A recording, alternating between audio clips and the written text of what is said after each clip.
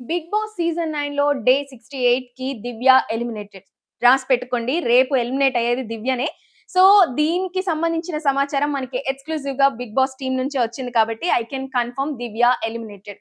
Hello! నమస్తే. Welcome to Telugu 360. నేను Veena Sadineni. This is big boss analysis.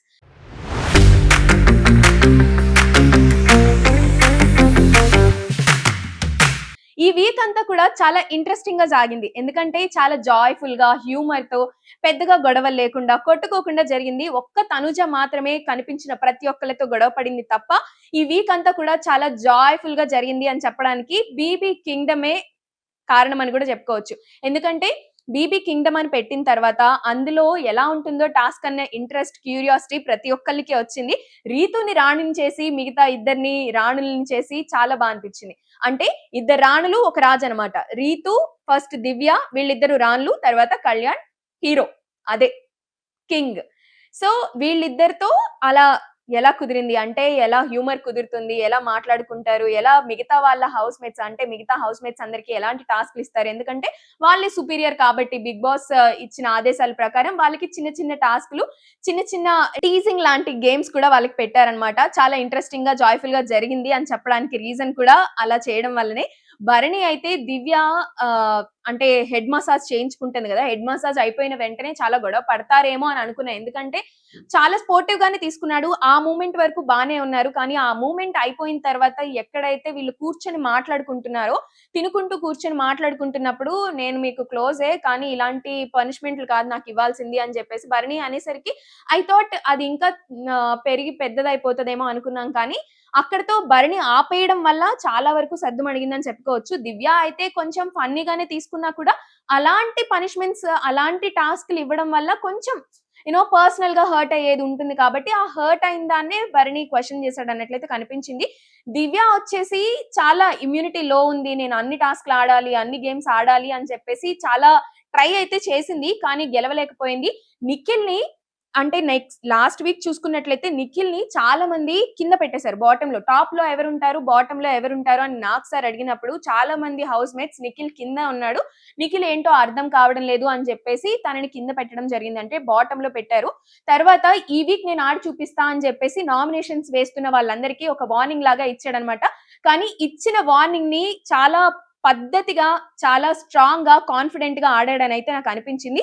ఇదే విధంగా గనక గేమ్ ఉంటే ఖచ్చితంగా తను విన్ అయ్యే ఛాన్స్ కూడా ఉంటుంది. ఎందుకంటే ఈ బిగ్ బాస్ కింగ్డమ్ జరుగుతున్నప్పుడే కెప్టెన్సీకి గురించి కానీ, తర్వాత కింగ్ అవ్వడానికి కానీ, బిగ్ బాస్ ఇచ్చిన టాస్కుల్లో నిఖిల్ ఆడిన విధానం, కాన్ఫిడెన్స్ చాలా చాలా బావున్నాయి. ఇదే విధంగా కొనసాగితే బావుంటుంది అని అనుకోవచ్చు. అండ్ ఈసారి నామినేషన్స్‌లో ఆరుగురుంటే, ఆ ఆరుగురిలో ముగ్గురు నిఖిల్, తర్వాత దివ్య, తర్వాత గౌరవ్ వీళ్ళ ముగ్గురు అయితే బాటమ్‌లోనే ఉన్నారు. ఈ బాటమ్‌లో ఎవరు వెళ్ళిపోతారు, ఎవరు వెళ్ళిపోతారు అని అనుకున్నారు. నేను అనుకుంటాం గదా! గౌరవ్ అని అనుకున్నాను. ఎందుకంటే గేమ్స్ ఎక్కువగా ఆడడం లేదు. తన పాయింట్ ఏంటో స్పష్టంగా చెప్పడం లేదు. దివ్య కొద్దో గొప్పో మాట్లాడుతుంది, గొడవ పడుతుంది, కంటెంట్ ఇస్తుంది, అందరితో జోవియల్‌గా ఉంటుంది అని అనుకున్నాను. So, out of the box ఇప్పుడు దివ్యనే ఎలిమినేట్ అయిపోయేసరికి మొత్తం షాక్‌గా ఉందన్నమాట. అండ్ రాబోయేది ఫ్యామిలీ వీక్. ఫ్యామిలీ వీక్ అంటే ఎమోషనల్ వీక్ అని అనుకోవచ్చు. ఎమోషనల్ వీక్‌లో ఎవరెవరికి ఎవరు ఇంటి నుంచి వచ్చారు అన్న ఇన్ఫర్మేషన్ కూడా మనకి కొంచెం ఉందన్నమాట. అది చూసుకున్నట్లయితే రీతు వాళ్ళ మామ్ లోపలికి వెళ్ళినట్లు కూడా సమాచారం. సో, చాలా అంటే చాలా ఎమోషనల్‌గా ఏడ్చేసిందంట.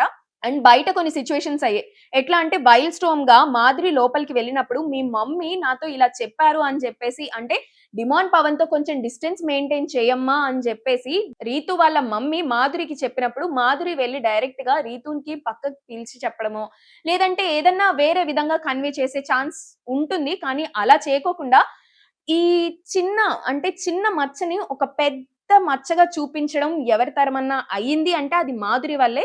మాధురికి అసలు రీతు వాళ్ళ మమ్మీ ఎందుకు కాల్ చేశారు అని అందుకు రిగ్రెట్ ఎక్కువగా అయ్యుంటారు. వీళ్ళు కలిసినందుకు కూడా కాదని అయితే నాకనిపించింది. ఎందుకంటే వాళ్ళ మదర్ కొంచెం కన్సర్న్ ఉంటుంది. మాధురికి కొంచెం చెప్పారు.